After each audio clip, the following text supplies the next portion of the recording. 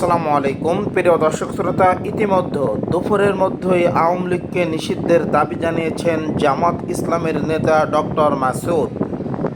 বাংলাদেশ জামাত ইসলামী ঢাকা মহানগর দক্ষিণের secretary doctor Shafiqul Islam Masud বলেছেন, অন্তর্বর্তী সরকারকে যে ছাত্র জনতা ক্ষমতায় বসিয়েছে সেই ছাত্র জনতা আজ দাবি তুলেছে আওয়ামী লীগকে নিষিদ্ধ করতে হবে। পরিষ্কারভাবে বলতে চাই, আজ দুপুরের আগেই সব রাজনৈতিক দলকে ডেকে আওয়ামী লীগকে নিষিদ্ধ ঘোষণা করতে হবে।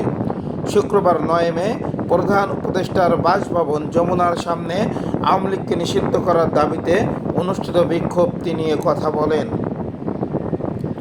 মাসুদ বলেন, বিগত বছরগুলোতে হাজার হাজার মানুষকে হত্যা করেছে আওয়ামী লীগ।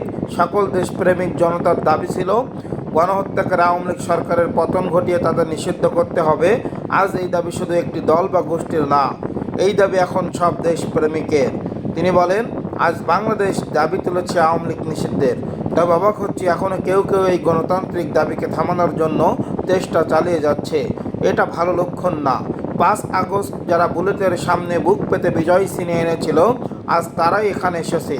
আজও এখান থেকে বিজয় ছিনিয়ে না নিয়ে দেশের জনগণ যাবে না ইনশাআল্লাহ।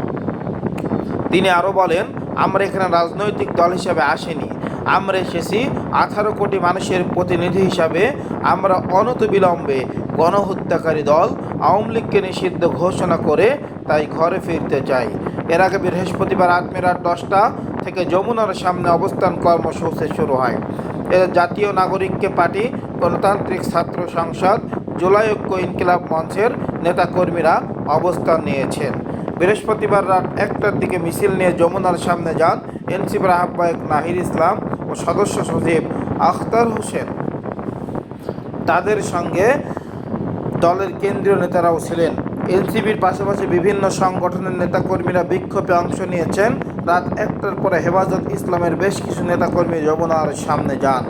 রাত 1:30টার দিকে এবি পার্টির কিছু নেতাকর্মী যমুনার সামনে উপস্থিত হন। রাত 2টার দিকে সেখানে যান ইসলামী ছাত্র শিবিরের কেন্দ্রীয় নেতারা।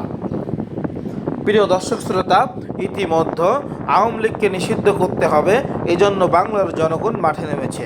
এ বিষয়ে আপনাদের মন্তব্য কি অবশ্যই কমেন্ট করে জানাবেন। সকলকে অসংখ্য ধন্যবাদ। সকলে ভালো থাকবেন, সুস্থ থাকবেন, আমাদের নিউজের সঙ্গে থাকবেন। আসসালামু আলাইকুম।